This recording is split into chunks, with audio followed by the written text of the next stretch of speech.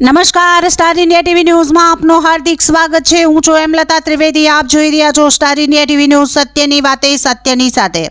આંતરરાષ્ટ્રીય કથાકાર વંદનીય પૂજ્ય ભાઈ શ્રી રમેશભાઈની ભાગવત કથાનો ચોથો દિવસ કૃષ્ણ જન્મોત્સવથી દ્વારિકાધામ ભક્તિમય બન્યો।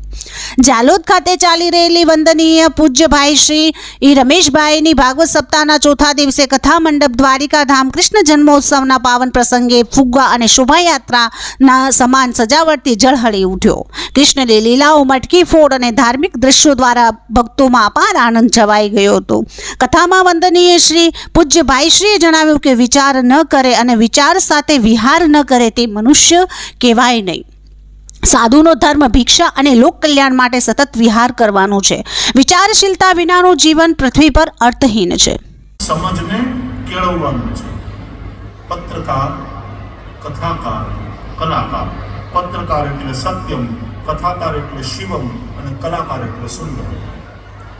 સત્યમ, શિવમ અને સુંદરમની જે વિભાવના છે ભારતની, અને આ ત્રણેય પૃથ્વી માતા અને ગાય માતાના મહાત્મા પર ભાર મૂકતા કહ્યું કે ગાયનું રક્ષણ કરનાર ગોપાળ જ સાચા અર્થમાં વંદનીય છે। ગાયનું વધ કરવું મહાપાપ છે। હિન્દુ ધર્મ કૃતજ્ઞતા શીખવે છે। યજ્ઞ દેવતાઓ પ્રત્યેની કૃતજ્ઞતા છે અને જીવન પોતે જ એક યજ્ઞ છે।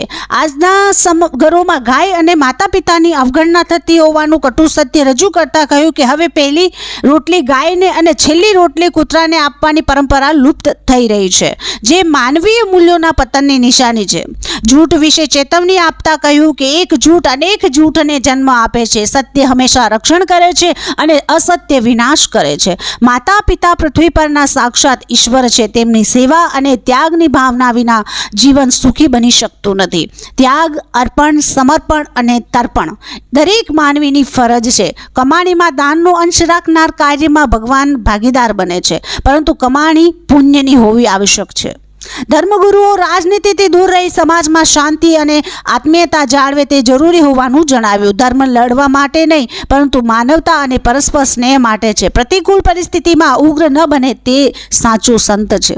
ભારત અને વિદેશ વચ્ચેનો તફાવત સમજાવતા કહ્યું કે ભારતમાં પ્રેમ, માણસાઈ અને આત્મીયતા છે, જ્યારે વિદેશમાં જીવન માત્ર વ્યાવહારિક બની ગયું છે। ભારત સજ્જનતાનો દેશ છે। બ્રાહ્મણને વિશ્વાસો અને આશીર્વાદ આપનાર તરીકે વર્ણવી કહ્યું કે તેમના સત્કર્મોથી પુણ્ય પ્રાપ્ત થાય છે, જે કાર્યથી આત્મા પ્રસન્ન રહે અને કોઈનું દિલ ન દુખે તે જ ધર્મ છે। રાજ્ય રક્ષામાં ક્ષત્રિય ધર્મ રૂપે શસ્ત્ર ઉઠાવવું પણ ધર્મ જ છે।